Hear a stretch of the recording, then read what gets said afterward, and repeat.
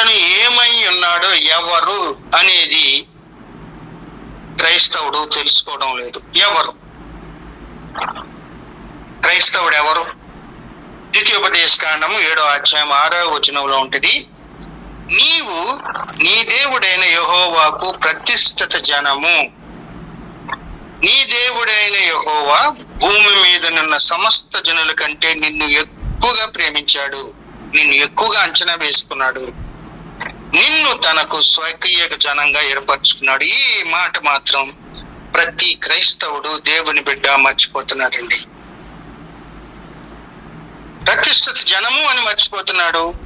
అందరికన్నా దేవుడు అతన్ని ఎక్కువగా ఎంచి ప్రేమించాడని మర్చిపోతున్నాడు. అతడు దేవునికి స్వకీయ జనము అని మర్చిపోతున్నాడు.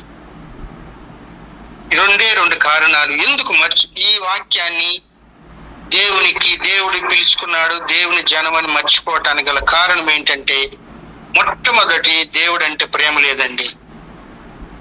పిల్లలు గాని తల్లిదండ్రులు గాని దేవుని వాక్యానికి ఇష్టపడరు, దేవుని సన్నిధికి రారు.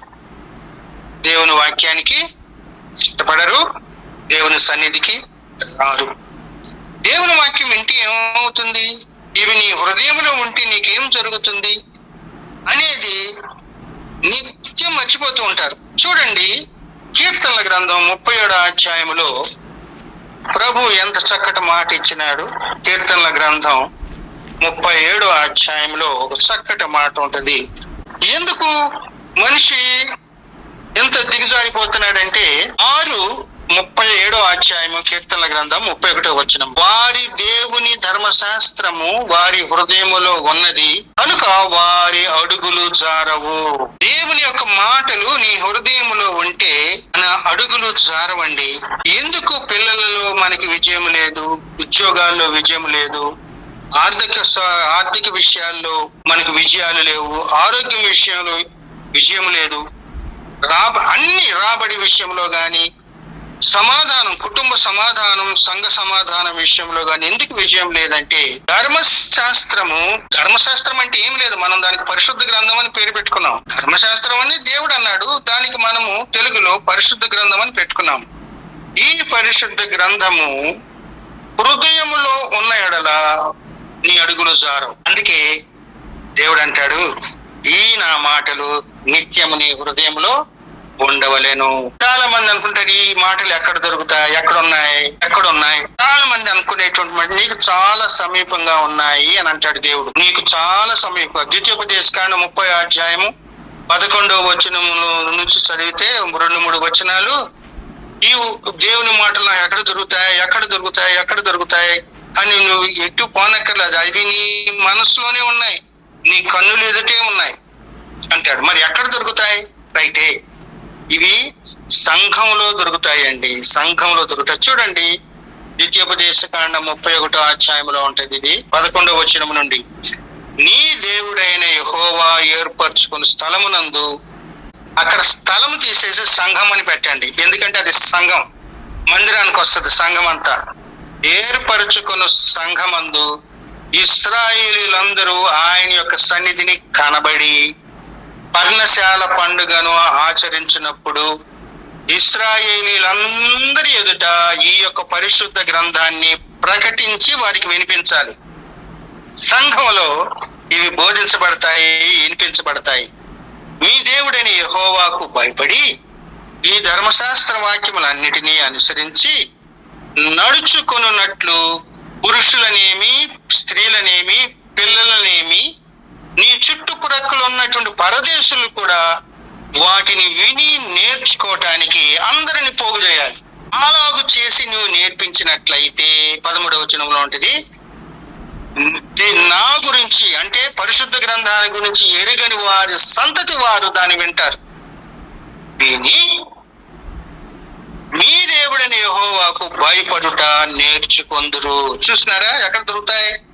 దాంట్లో ఎంత గొప్ప విజయం ఉంది, ఎంత దీవెన మనకు వస్తుంది, ఎంత ఆశీర్వాదం నీకు ఉంటుంది. ఇవి మనము చదవము, గుర్తుంచుకోము. దేవుడంటే ఎవరో ఏంటో అనుకుంటాం.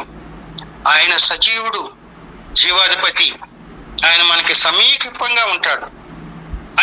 దొరికినప్పుడు పెద్దగా చదివి నేర్చుకోవాలి. అంకులు ఎలాగా ఇవి పెద్దగా అంటే చూడండి, ఇది యేసు ప్రభువే నెరవేర్చినాడు. లూకాసు వార్త 4వ అధ్యాయంలో చదివి నెరవేర్చినాడు. లూకాసు వార్త 4వ అధ్యాయంలో యేసు ప్రభు చదివి చక్కగా కూర్చుంటాడు. 4వ అధ్యాయంలో అంటే చూడండి 16వ వచనం నుండి, తర్వాత ఆయన తాను పెరిగిన నజరేతుకు వచ్చాడు. వాడుక చొప్పున విశ్రాంతి దినమున సంఘ మందిరానికి వెళ్ళాడు. లోపలికి వెళ్లి చదవటానికి నిలుచుండగా ప్రవక్త అయిన యెషయా గ్రంథం ఆయన చేతికి ఇవ్వబడింది. గ్రంథం విప్పగా, ప్రభు ఆత్మ నా మీద ఉన్నది, బీదలకు సువార్త ప్రకటించుటకై ఆయన నన్ను అభిషేకించెను, చెరలోనున్న వారికి విడుదల, గుడ్డి వారికి చూపు కలుగునని ప్రకటించడానికి, నలిగిన వారిని విడిపించటానికి ఆయన నన్ను పంపి ఉన్నాడు అని వ్రాయబడెను.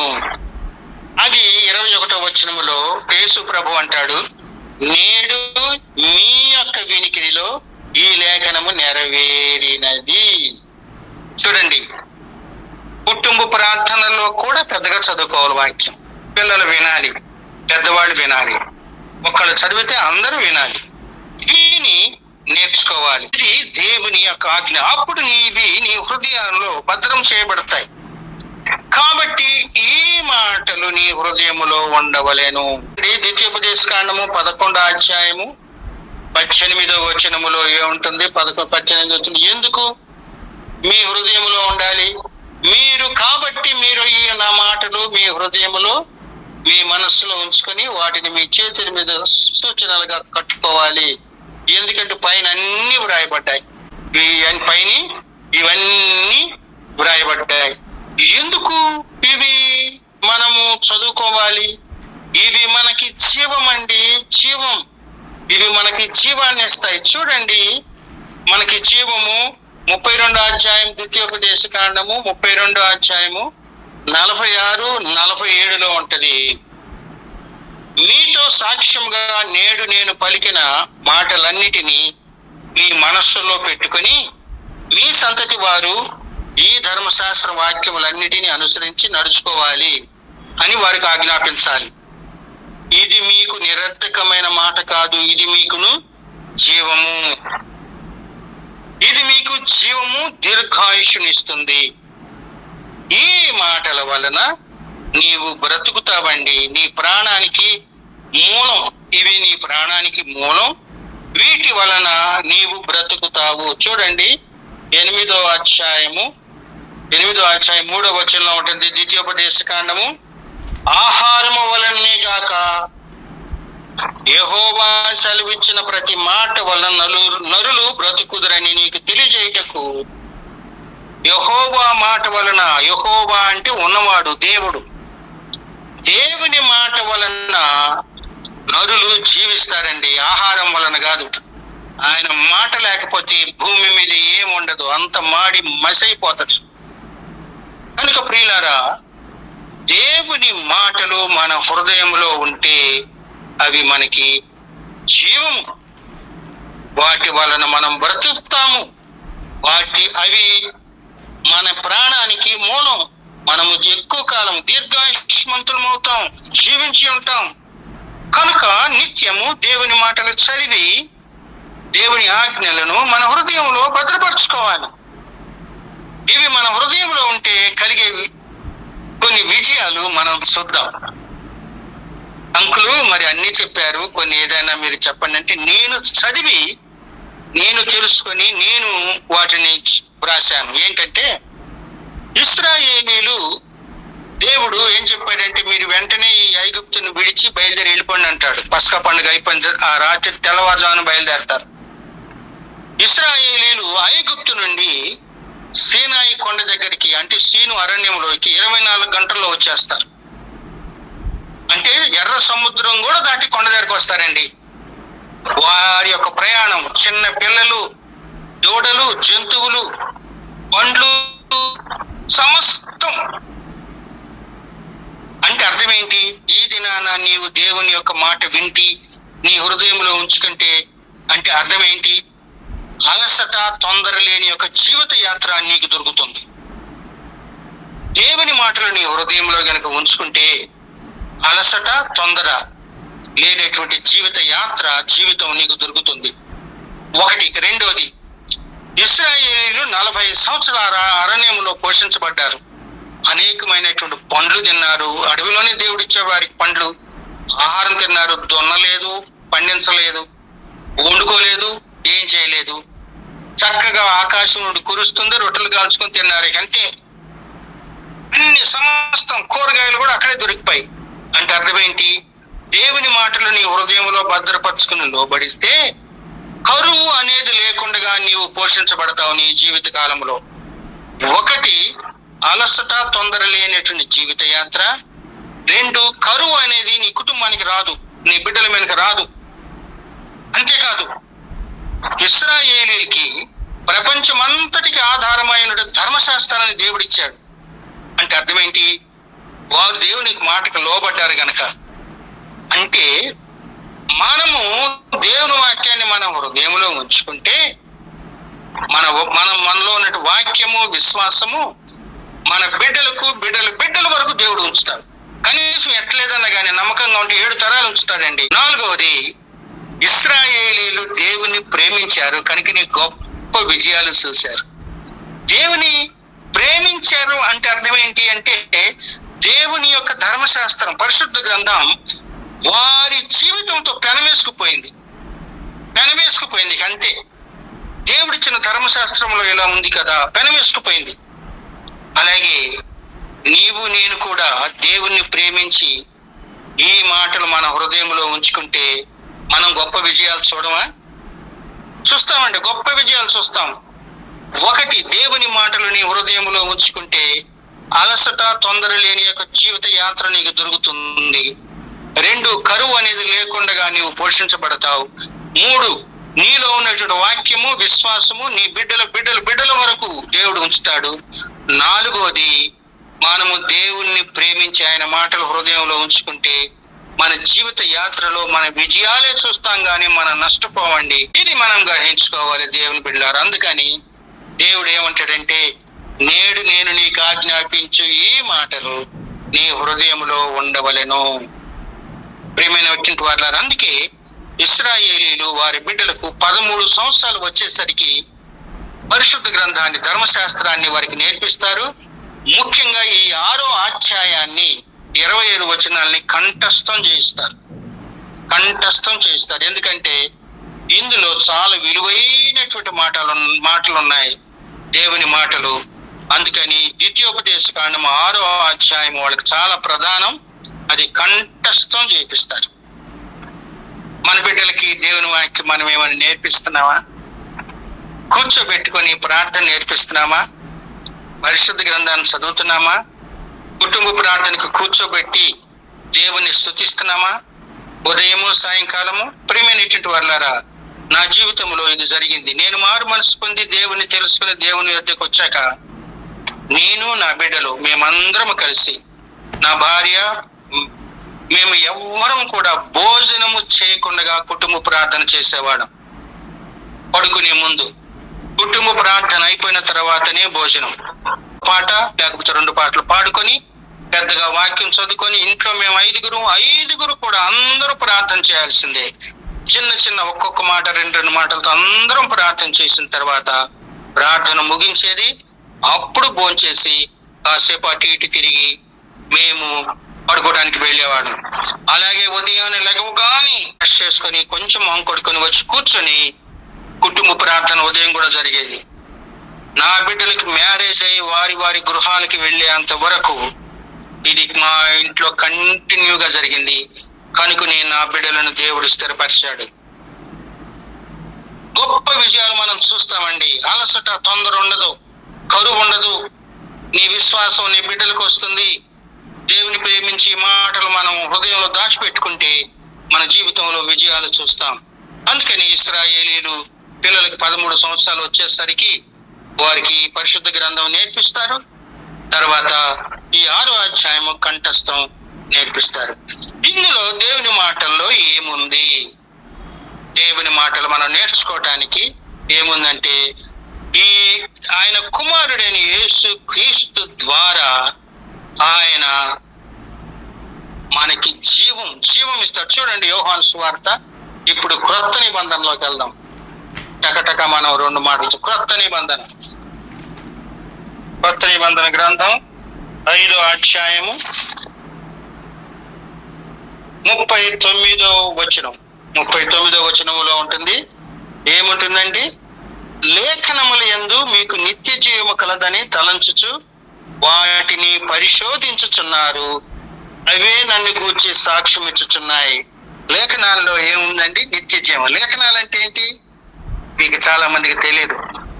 లేఖనాలు అంటే బైబిల్ అనుకుంటారు, పరిశుద్ధ గ్రంథం అనుకుంటారు. దేవుడు తన చేతితో వ్రాసినటువంటి మాటలను లేఖనాలు అంటారు. అవి స్థిరమైనటువంటివి. వాటిని ఎవరు తుడిపెట్టడానికి వీల్లేదు, చేర్చడానికి వీలు లేదు, మార్చడానికి లేదు. అవి నెరవేరుతాయి, జరుగుతాయి. లేఖనాలు. ఆ లేఖనాలలో ప్రకటన గ్రంథం కూడా వస్తుంది. దేవుడు వ్రాసినటువంటి వాటిని లేఖనాలు అంటారు. సో ఆ లేఖనాలని దేవుడు మనకి యేసు క్రీస్తు ద్వారా ఇచ్చాడు. చూసినారా? ఆ లేఖనాలే నన్ను గూర్చి సాక్ష్యం ఇస్తున్నాయి. నిర్గమకాండంలోను ద్వితీయోపదేశ కాండంలోను దేవుడు ఈ మాటలు చెప్తాడు. నేను మోషే లాంటి ప్రవక్తను మీ మధ్యకు పంపిస్తాను, ప్రతి ఒక్కరు ఆయన మాట వినాలి, ఎవరైతే ఆయన మాట వినరో అతనిని నా జనుల్లో నుండి కొట్టివేస్తానంటాడు దేవుడు. కనుక దేవుని మాటలు మనకి నిత్య జీవము. ఈ మాటలతోనే దేవుడు మనం చూసాము కాండంలో 8వ అధ్యాయం 3వ వచనములో, మానవుడు రొట్టె ఆహారం వలన కాదు గాని యెహోవా మాట వలన జీవించును. ఆ మాటతోటే యేసు ప్రభు సాతానుని ఓడించాడు ఆయన 40 దినాలు ఉపవాసం ఉన్నప్పుడు. కనుక ప్రియులారా, మనకి విజయమే గాని ఓటమి ఉండదు. జీవాహారం. అందుకని యేసు ప్రభు అంటాడు జీవాహారము. నేను 6వ అధ్యాయం చూడండి 27వ వచనములో ఉంటుంది. 6వ అధ్యాయం, మీరు క్షయమైన ఆహారం కొరకు కష్టపడుతున్నారు, వద్దు, మనిషి కుమారుడు నేను దానిని మీకు ఇస్తాను. అందుకే తండ్రి నాకు ముద్ర వేశాడు, తండ్రి దేవుడు నాకు ముద్ర వేశాడు, నేను మీకు జీవాహారము ఇస్తాను. జీవాహారం నేను. చూడండి 35వ వచనం వచ్చాకే యేసు వారితో ఇట్లా, నేను జీవాహారం నేనే, నా ఎదుకు వచ్చేవాడు ఏ మాత్రమును ఆకలి కొనడు. యోహాను సువార్త 1వ అధ్యాయం మొట్టమొదటి వచనంలో ఉంటుంది, వాక్యము ఆది యందు వాక్యం ఉండెను, వాక్యము దేవుని యొద్ద ఉండెను, ఆ వాక్యము దేవుడై ఉండెను, ఆయన ఆది యందు దేవుని యొద్ద ఉండెను, సమస్తము ఆయన మూలముగా కలిగిన వాక్యము. ఈ ప్రభు అయిన యేసు క్రీస్తే ఆయన దేవాది దేవుడు, వాక్యము, మాట. దేవుని నోటిలో నుండి బయలుదేరినటువంటి మాట, దేవుని హృదయంలో నుండి వచ్చిన మాట దైవత్వం యొక్క శక్తి గలది. అందుకని ప్రభు అయిన యేసు క్రీస్తు అంటే, నా యొద్దకు వచ్చేవాడు ఏ మాత్రమును ఆకలి కొనడు, జీవాహారము నేనే. 47వ వచనములో కూడా చూడండి, విశ్వసించువాడు నిత్యం జీవం గలవాడు, జీవాహారము నేనే. 51వ వచనం వచ్చేసరికి కూడా అదే మాటలు ఉంటాయి. చూడండి 51వ వచనములో, పరలోకము నుండి దిగి వచ్చిన జీవాహారము నేనే. అందుకని ఇవి మన హృదయములో భద్రపరచుకోవాలి. చూడండి 10వ అధ్యాయము 10వ వచనములో ఒక్క మాట నేను చదువుతాను. గొర్రెలకు జీవం కలుగుటకు, అది సమృద్ధిగా కలుగుటకు నేను వచ్చాను. నేను గొర్రెలకు మంచి కాపరిని, మంచి కాపరి గొర్రెల కొరకు తన ప్రాణము పెట్టును. నేను గొర్రెలకు ప్రాణం పెట్టడానికి, జీవం ఇవ్వటానికి వచ్చానండి. ప్రియమైనటువంటి వారులారా, మనం 30వ అధ్యాయం ద్వితీయోపదేశ కాండములో చదువుకున్నట్లుగా ఆయన యొక్క మాటలు మనకి జీవం. ఆయన మాట యోహాను సువార్త 1వ అధ్యాయం 1వ వచనం ప్రకారంగా ప్రభు అయిన యేసుక్రీస్తు దేవుని కుమారుడు, ఆయన ఈ లోకానికి జీవము, ఆయన ఈ లోకానికి వెలుగు. నీవు ఆయన యందు విశ్వసించలేవా? ఆయన మాటలు నీ హృదయంలో భద్రపరచుకోలేవా? అవి జీవాన్ని ఇస్తాయి, సమాధానం ఇస్తాయి. అవి దాచిపెట్టుకుంటే అలసట లేని, నీవు శ్రమ లేనటువంటి జీవిత యాత్ర, కరువు అనేది లేకుండా తింటావు, నీ బిడ్డలు దీవించబడతారు. ధర్మశాస్త్రం నీతో పెనవేసుకుని ఉంటే గొప్ప విజయాలు నువ్వు చూస్తావు. అందుకని దేవుడు ఏమంటాడంటే, నీ పూర్ణ హృదయముతోనూ, చూడండి, నీ పూర్ణ హృదయముతోనూ, పూర్ణాత్మతోనూ, పూర్ణ శక్తితోనూ ఈ దేవుడైన యెహోవాని ప్రేమించాలి. అప్పుడు నీ గొప్ప విజయాలు నువ్వు చూస్తావు. కాబట్టి నేడు నేను నీకు ఆజ్ఞాపించి ఈ మాటలు నీ హృదయంలో భద్రపరుచుకో, ఉంచుకో, విడిచిపెట్టకు. ప్రియమైనటువంటి దేవుని బిడ్డలారా, మీకు జీవం కావాలా? అవి తండ్రి అయిన దేవుడు ఈ మాటలను ప్రభు అయిన యేసు క్రీస్తు ద్వారా ఈ లోకానికి, మానవులందరికీ జీవం కలగటానికై ఆయన పంపించినాడు. కనుకనే యేసు ప్రభు నామమందు ఎంతమంది ఆయనను అంగీకరిస్తారో దేవుని కుమారులగుటకు, దేవుని బిడ్డలగటానికి ఆయన అధికారం ఇచ్చాడు. నీవు దేవుని బిడ్డగా ఉండాలా, దేవుని కుమారుడిగా ఉండాలా అని కోరుతున్నావా? ఈ దినము దేవుని వాక్యాలు నీ హృదయంలో ఉంచుకొని ఆయన ప్రియ కుమారుడైన యేసుక్రీస్తు ద్వారా ఈ పరిశుద్ధ గ్రంథాన్ని నెరవేర్చడానికి పంపినటువంటి ఆ దేవుని కుమారునిపై నువ్వు విశ్వాసం ఉంచు. ఆయన గొప్ప దేవుడు, మహిమగల రాజు. నీ జీవితంలో గొప్ప విజయాలు ఇస్తాడు, నిన్ను కనికరిస్తాడు, నీ పట్ల దయ చూపిస్తాడు, నీ కంటిని తుడుస్తాడు, నీ శ్రమని తీసివేస్తాడు. ప్రియమైనటువంటి వారులారా, నీవు అందుకనే దేవుడు ఏమంటాడంటే అవి గినక నీకు సమీపంగా ఉండి నీవు నేర్చుకుంటే ఏమంటాడంటే,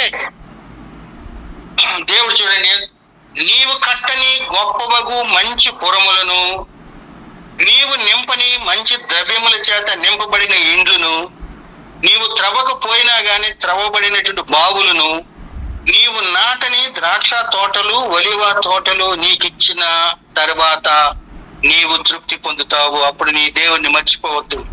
అంటే ఆ మాటలు నీ హృదయంలో ఉంచుకుంటే ఎంత గొప్ప దీవెన, ఆశీర్వాదం మానవులకు దొరుకుతుందండి. ప్రభువైన యేసుక్రీస్తుని విశ్వసించటమే గొప్ప ఐశ్వర్యం, గొప్ప వెలుగు.